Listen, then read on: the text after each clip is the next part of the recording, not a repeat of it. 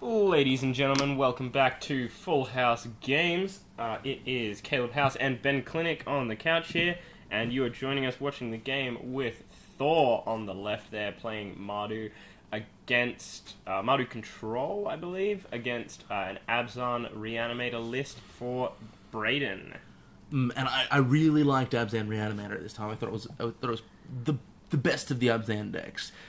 Just whipping back Kahornic Queen is such value. The Mardu plane, this is the Planeswalkers variant, correct? So the Elspeth this and is, I believe Thor's running like a Butcher of the Horde kind of deal. That's his Yeah. main card. And then just control with, Chain to the Rocks and Crackling Doom. And Just Crackling value Doom cards. just is the best removal spell in the format at the moment, I believe. It's pretty sweet. Mardu's very well set up to take down stuff like Blue-White Heroic, which I believe is probably the worst matchup for Blue-White Heroic, is a Mardu list. Well, can they do anything to stop a Crackling Doom on their creature? Yeah, I mean, they can Stubborn Denial it, but Okay. it's not great. Yeah. It's like a one-of in a thing where Mardu is basically running out, Chain to the Rocks and all the value town stuff. Okay, so I was looking at a pretty stacked hand here, but I'm not looking at that much land. Oh, wow. What are you... Alright, Brayden's kept a one-lander with a Scry. Personally, I feel that's a terrible choice in Yeah, in Rav this kind of Master. format Okay, this where- game's over. where you want to play 3. Yeah. What, does he have, like, double Caryatid or something? Is that's his whole... Maybe, but a Rebel Master's going to put short work on that. Yeah, I don't think this game is going to last long. Just missing that land drop, especially when you're already on the draw. You kind of get to steal back a turn here if Absolutely. you resolve a Caryatid, but I don't think it's enough. But Caryatid's not even going to do that much because you stop maybe 1 point of damage. If Thor has a Crackling Doom, this is actually terrible for you. Okay. That's even worse. Yeah, let's just fast forward this one, because this game is over. So he chumps a Goblin and takes 1, 2... Well, he can't block the carry. If he blocks the Caryatid, he's just gone screwed forever. on mana. So he's just taking insane amounts of damage. And unless Brayden gets really lucky here and top decks like the Urborg, he can't even Drown in Sorrow to take care of this board. He has to top down Urborg and have Drown in Sorrow in hand, which I don't think he has because it's pre-board. Oh, this game is just over. He's facing lethal now. So, pretty decisively taking it out there from Thor. I think maybe if I'm Thor, sure. Yep. Yeah. And passing the turn here, and still he will not not get done. another turn. A Lightning Strike there to finish it off. Does he even need to finish it off? Can he just swing and that's lethal? Yeah, Crackling Doom. We're done here. Alright, game 2. I think he could have had no cards in hand then and no lands and still just won that game with what was sitting there. Yep. Like double turn 3 Rebel Master, turn 4 Rebel Master on the play to your... So I don't want to say mana screwed opponent because, sort of screwed himself there, but, it isn't uncommon to keep a one-land hand with a Scryland and a Caryatid. I'm personally not a fan of it, but Abzan players try to tell me it's fine. Yeah, but I feel like if you're doing that, you want to be keeping something with a black land, maybe a black-green temple, because that's where all your kill spells come in, right? You can't be... Actually, now that I think about it, the Abzan players that I do talk to always say it has to be Malady. Yeah, because Malady works and you have to be on the green. draw. You get the green for something like your courses and your Caryatids. Yeah. But you're not missing out on your downfalls and whatnot. So, and you do get to see 3 cards. Yeah. And then you do get to play your Corsair. So well, you draw a card, and then you get to scry one away, and then you get to draw your next card on turn 2. So yeah, 3 cards.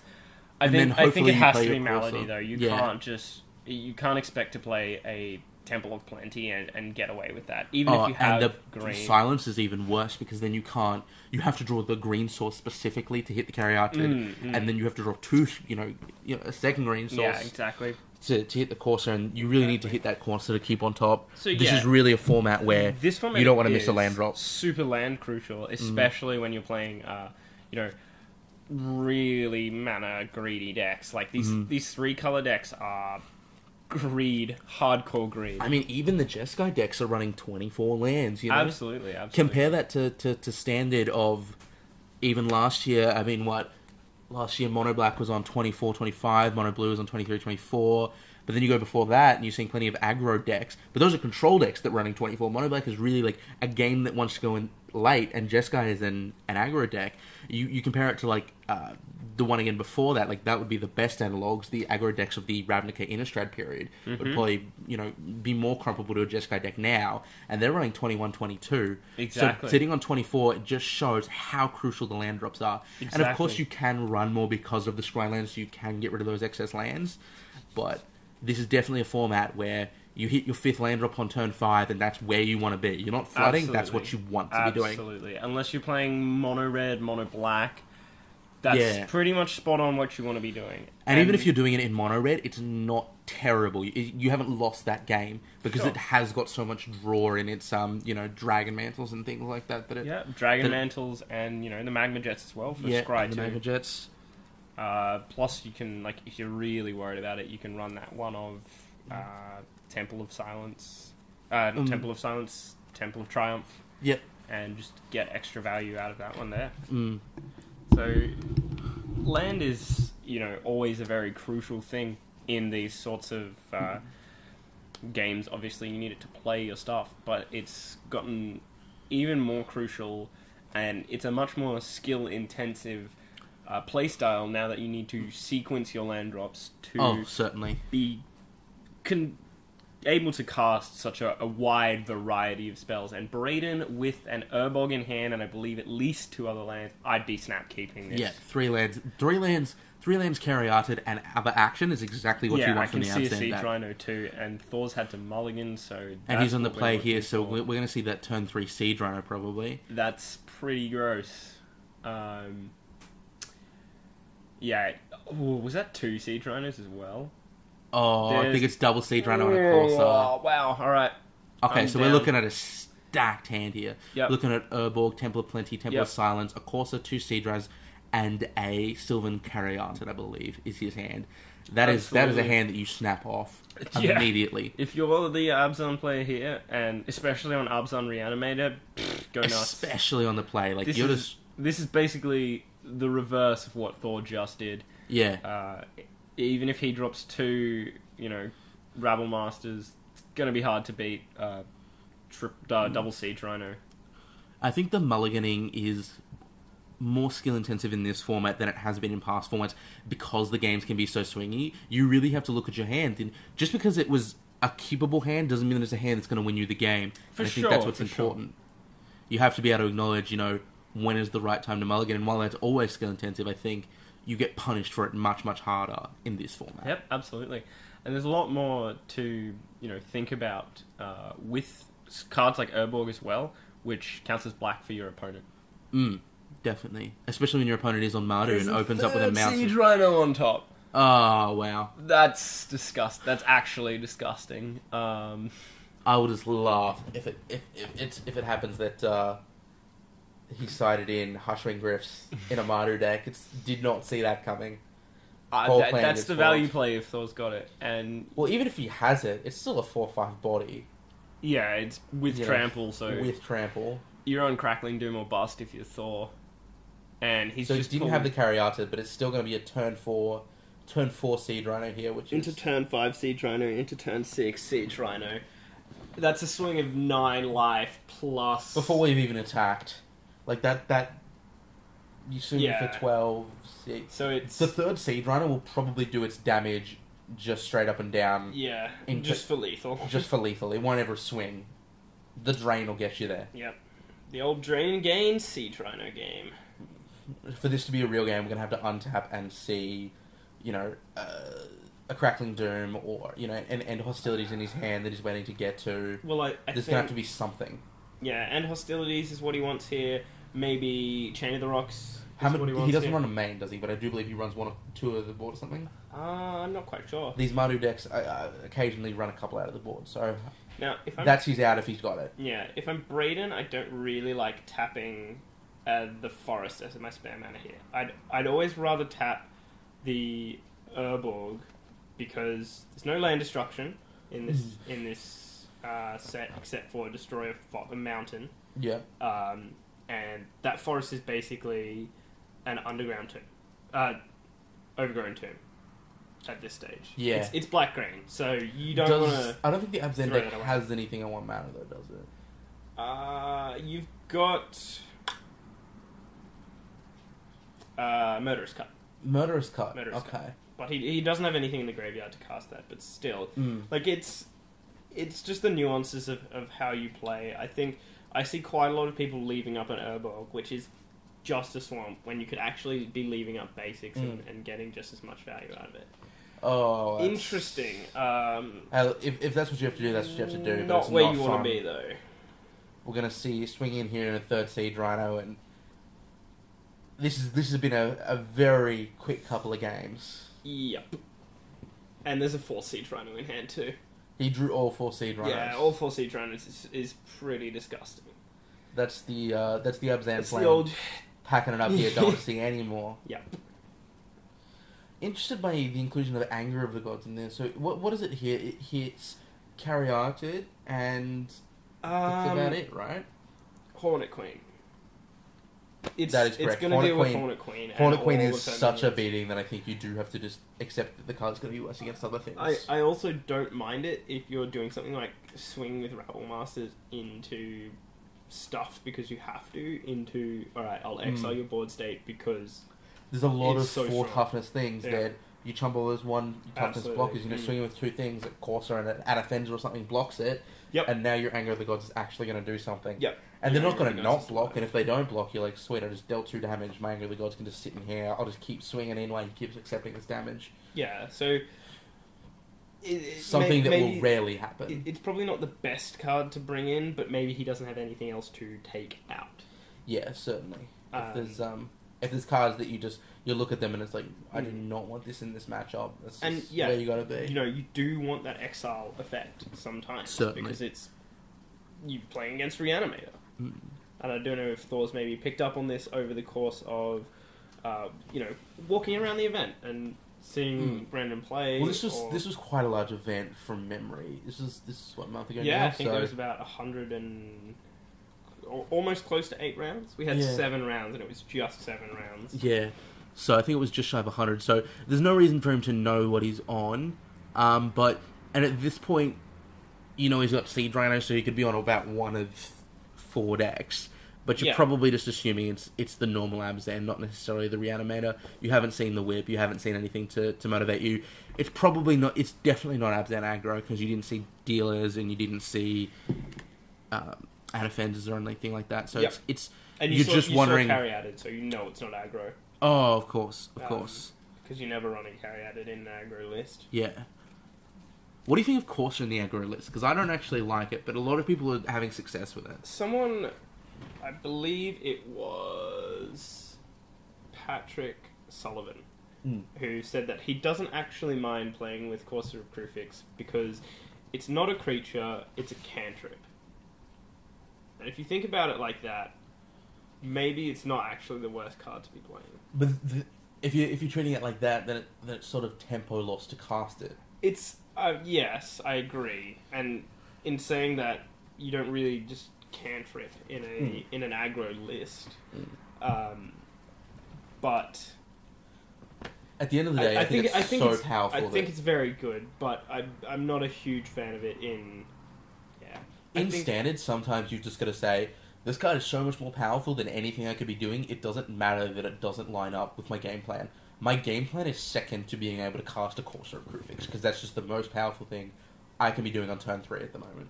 Yeah, I mean, and maybe that's the attitude they're doing. Casting a turn 3 Siege Rhino is pretty good. Yeah, I would argue that's better, but in this current state. If you're playing Abzan aggro, I think you probably don't want to be running that because your turn 3 could be taken up by an Offenza, which is great against these Reanimator matchups. I'm excited to see a bit of Corsair and Modern. I think we'll start seeing a lot more of that. Yeah, with the recent bannings and unbannings. Yeah, for sure. I think it's good enough to see play now that the format will slow down with the banning exclusion of Treasure Cruise and Dig Through Time and the exclusion of Birthing Pod, which I'm not a fan of that. I'm not a fan of that either. But the people who, once again, I'm more standard draft legacy sort of. I don't touch Modern as much, and the people who play a lot of Modern were telling me, no, it did win a lot, and it was super consistent and not in a good way. Sure, but I I feel thought it was like... a super interesting deck, and it's a shame to Absolutely. see that card go, because now Pod will basically only see play in EDH and occasional Nick Fit lists and shit like that on in Absolutely, Legacy. and I think Wizards should bring Pod back later, mainly because Pod was not a alright, I just play Pod and I win. It's a toolkit deck, Yeah. especially Kiki Jiki Pod, which you were running, you know, this, that, and the other thing in. Maybe instead of banning Pod, they could have banned Malira, which means you have to be playing the Kiki Pod, which is Well, a people much weren't more... playing Malira anymore, though it had gone to the value pod, which I thought was correct. Yeah, I absolutely. liked the idea of just going junk and playing Siege Rhinos and, you know, going Alright.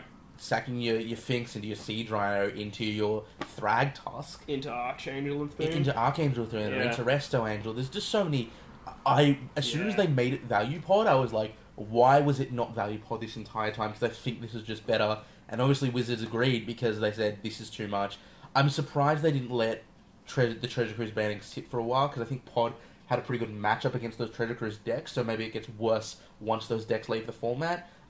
I'm just surprised they banned so many Yep. things at once and didn't let it settle. But Yeah. Pod's been good for a long time. The people who played it, And I do think it's quite unfortunate that they banned what is essentially a linchpin to a deck and has now cut out multiple. oh yeah, if you had Blue Red Delver and Treasure Cruise got banned, sweet. You still got your lands, you still got your fetches, you still got your Romans, you're fine. If you had Pod, you just actually have no modern deck right now. Exactly. I know a guy who just built it, and he is so upset because there's nothing you can do with it. Gavany Township doesn't see play elsewhere.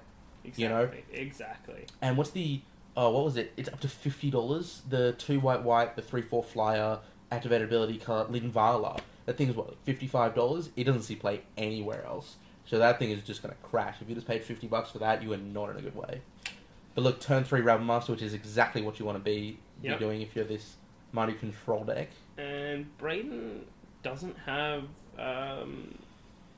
excuse me, that card. Drowned, sorry. So you're in a pretty good spot if you thought. Yeah, and you figure he would have just cashed it in there if you had it. No reason to sort of wait around. Yeah, absolutely. I'm thinking Crackling Doom. That's good nice. here on the Fleece main line. That's nice. That's what we're looking for. So you've got, you know, Now you can get in with everything. You a get Rabble to the Master shock. that's going to punch for 4, 2 damage off the Crackling Doom, an extra 5th damage off that Goblin. So you're looking at, 7 damage from that turn. He's unfortunately seems to be stuck on land, but I'm just wondering whatever happened Not to the Brad Nelson brew that was just a combination of these two decks. It's like, you know what, I want to be playing Butcher and Siege Rhino in the same deck with Crackling Doom. it's sort of got pushed into blue instead of red, and they're running Sidisi Abzan Reanimator. Oh yeah, I've seen that. I really like these sort of 4-color value decks, just trying to balance those mana bases. Yeah, and I'm actually working on one at the moment. I reckon if you're going to risk it. Why go 3 colors and you can go 4? Yeah, Either I be mean, consistent or you've just got- go balls deep. Why You've not? got the colours. You've got the colours. And the land bases are actually pretty good right now. You know, you're Yep. between Yep. the Tri-lands and the Skylands And the tapped gain 1 life lands, you're in a Yeah. pretty good position. and the Pain lands, you know, you don't have to run basics and No. fetch lands. For sure. I think what And Wizards has done with the mana bases is actually super interesting. Oh, yeah. Just this, none of the lands are strictly better than other lands. It's all Nope. these lands all do different things and different decks want them, and they all want them in different combinations. And I think it's made the land bases Really good. really good, but it's also made them hard to build, and it's also made it hard to play with, and Yep. in a good way, in a way that's skill testing and interesting. Yep. Whereas sure. with land bases are pretty much just swamps and mutavaults last standard. And Yeah, that was... then before that, Not it sweet. was shocklands and bodylands. That's all you needed. There wasn't much to it. You run 12 of your shocklands, 12 of your bodylands, and that's a good time. And then you get blown out by that 4 mana Price of Progress. Oh yeah, the tab. Yep. Yeah, that was a fun sideboard card that the mono red decks tried to bring in a lot. Change the rocks, change the rocks. I This think is a blowout if he's got destroy target mounted. yeah, but I think you have to have it's one RR, I believe, that card. So there's no way he'd have it unless he. That would be a funny sight for him to drop a second Carriata and cast that though. It's 2 red, 2 colorless, 1 red. But Oh, okay. yeah, no one's running that in any list. Yeah. Not even mono red against mono red. Yeah. In saying that, I think Brendan is making some really tempo plays here, and Thor being stuck on 3 land is getting clinched pretty hard. I am a huge fan of Chain of the Rocks at the moment, though. I think it's a very well positioned card. I think agree. especially with all these new prowess creatures, Mentor of the Meek, white red, Yep. trigger your prowess, trigger your dude, take away your dude, all That's for some 1 mana. value. That's value. That's what we like to call a straight value. I honestly think the natural evolution of the Jeskai decks, the Jeskai wind decks that dominated early and now have kind of gone, is going to be this. You're either going to go with the full tokens build, or if you're going to stay on that tempo line, move into more a white red based deck and abuse Chain of the Rocks because it's just so well positioned. Along with the 1-2 hit of Chain of the Rocks and Valorous Stance, I think is going to be a thing that we're going to see a lot.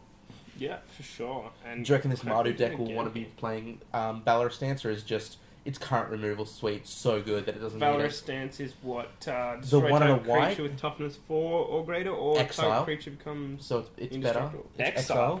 Yep, Ooh. and it's a target trigger becomes indestructible. So That is spicy meatballs. you can protect your Realm Master, or you can kill their Seed Rhino. So there's a lot of good stuff that it that's hits. definitely Corsair, pretty good. Butcher. It's kill a target creature that you care about for 2 mana, or you throw some little thing in the way. And so for a Realm Master, for example, you throw your Fleecemane Ryan in the way, make it indestructible. It's just sort of acted like a bit of a removal spell there as well for the creatures that it can't hit. So I think it's a pretty premium removal spell. Destroy target creature with toughness 4 or greater, but yeah, that hits Oh, it is destroy. quite a lot, Okay. and is still really good for Yeah, it's what really you're doing. destroy target creature you care about. Yeah, absolutely. Like, nothing's indestructible at the moment, as far as I'm aware, except for the gods. Yeah, it's more some of the protection in blue-white heroic is not just protection of color. Some of it is make it indestructible. So that's where that would be relevant. Yeah. But aside from that, that's about I it. think it's pretty good for blue-white heroic. I It's think not, it's very good. For not Blue-White terrible in maybe a Mardu list or an Abzone list if you're going against Jeskai a as well. mirror match, but I'd say a sideboard card. Yeah, A I sideboard think main card board sure. for blue-white heroic though. I think it's Yeah, definitely a main board for blue-white heroic. They can make use of both both fractions of that card. modes. Yeah, you want to be able to make use of both modes effectively, constantly for it to be what you want. Exactly, and it's still a very cheap card. You can, for 2 mana, I'll give myself protection. Not bad at all. It's, what does it stop? It stops everything except for Glare of Heresy, and you've got your 2 Feet of Resistance and your 4 God's Willings to stop yourself from getting hit by Chain of the Rocks and Glare of Heresy. So if they can hit that many, then well done. Yeah. Okay, so And you've got 4 Stubborn Denials in the sideboard as well to stop that sort of shenanigans. okay, so I believe that we are currently on Thor's turn, and Yeah, he's got his Caves of Koilos in hand, Not questioning looking whether to good, play though. it. I mean, yeah, I agree. I think you play it here if you Thor. Suck, and that's what you want. Is it Doesn't you take care of the Fleecemane Ryan, but then you just die to this. I think you just neg out the Fleecemane line here. though? The Sarkhan's gonna die anyway. I don't think treating it as 5 mana deal 4 damage is where you want to be. It's 5 mana kill your Fleecemane, fog the Siege Runner for a turn. I definitely agree. However, I think if he had another Chain to the Rocks... if you had another Chain to the Rocks, I imagine he would have just jammed that, right? I don't know what's left in Thor's hand. It doesn't look super great. Yeah, and... Michael? Braden. Braden's hand, Abzan Charm at the forefront of that. And Thor's seen the Abzan Charm too, so he knows he can't just... He knows Actually, he's not in a good maybe way. maybe Braden just swings at Thor here because he has the Abzan Charm. And the downfall. And the depth. I don't like this. I think if you're Braden, you hang on to that downfall because you've got the Abzan Charm, and you... What's he gonna do main phase, right? He has to plus that Sarkhan, you can downfall in response, and then you've still got the Abzan Charm. So if you think he's going to play maybe a Rabble Master, you actually just say, alright, that's fine, I won't blow my Abzan Charm on your dude, I'm just going to Abzan Charm your Sarkhan, and when it swings, or even when it doesn't swing, and then just get value by downfalling this. So there is absolutely a right and a wrong time to main phase stuff. Yeah, and main phase instants and sorceries, but I feel like that wasn't the right place. Yeah, and oftentimes you'll see people casting as an instant speed when they really shouldn't, that it should be sorcery speed. Sometimes it's the other way around too, though. Yeah, sometimes the other way around too. I'm wondering if him using the downfall here indicates that we want to see the draw 2 feature of the Abzan Charm. I did just spot another downfall in his hand, so that's probably the case. Reasons. There's no way for him to double tap for... I don't know, I think I still like seeing it in response, just to see what Thor does, because you can't give protection to your Planeswalker, like, that's not a thing that's happening, right? Yeah. So, you might as well just play it at instant speed. There's no way he's going to be able to counter it, or get it out of your hand. So looks like going to butcher the Horde here. I just saw a Chandra poking out of his hand, so he's still got players, he's still got lines, he's still got things to do. This isn't a game over yet. Especially seeing as Butcher does, trade for Seed Runner in a very good way. Their stats match up almost as if it was designed that way, Yeah, and I think if you're Braden, you probably want to Abzan Charm here. Yeah, certainly. Okay, no, he's going to give it to the Siege Rhino. Alright, I'm not opposed to this, but I don't think I like it. What's his life total at that point is probably... We're probably finding that it's pushing him close to lethal, and maybe that's why he's choosing to do so. Because otherwise I think you just do, obviously, answer the... He's got the second downfall, that's what it was. Yeah, he had the second downfall in hand. And I actually do like the +1, the +1/+1 counters a lot more than the draw, because whenever you see someone cash in the Abzan Charm for the draw... Absolutely. They're always drawing cards that are worse than an Abzan. Abzan Charm is one of the best cards in your deck. I agree. You just want the Abzan Charm. Yeah. Why are you cashing it in for worse cards? It's kind of like Brainstorm. The longer you hold on to it, the better the card gets. For sure. Absolutely, we do see that clinch the game out. Those 2 points of life, obviously very crucial. Those were very swingy games. I'm not sure if it's the matchup or just, the games that we happen to see, but in both circumstances, I don't think...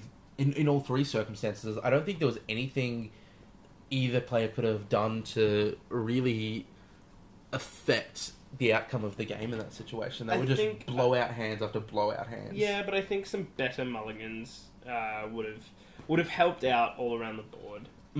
Basically, especially that first one on the one lander. I wasn't a fan of that. Sometimes you've just got to go down to 6 cards. Sometimes you've got to go down to 4 cards. If you go down to 4 cards and win the match, is that not better than staying with 7 cards and losing? Yeah, but at the end of the day, if you look at a 5-card hand, you're like, well, I'm not going to go down to 4. But the 5-card hand doesn't do anything. It's like, well, you've already lost. There might be a 4-card hand that lets you win the game. Absolutely. And one of my favorite... It's a little bit cruel, but when, you see the person go down to 6, and then they look a little bit frustrated, and then they go, turn 1 land, go, turn 2 nothing, and I'm like... You've already gone down to 6, you might as well have gone down to 5. You may as well have gone down to 5. Like, not being able to cast anything on turn 2 is the same as not being able to cast anything on turn 3 or 4. Yeah, not being able to cast anything on turn 2 is the same thing as you not showing up to the game of Magic. If you don't play your second land drop, you may as well have just signed the slip already. You're not winning that game most of the time. 99% of the time you've just thrown the game away, unless you have a particularly spicy hand. Yeah. Or something that is, unless mono red and you go, maybe it's oops all spells. Oops all spells. And you go turn 1 Fire Drinker Satyr and you've got the mantle to back it up, so you're going to see, 3 to 4 cards and you've got things to do. But I think the Abzan deck, you just definitely want your lands. Absolutely. Anyway, please join us for the finals, which are coming up next.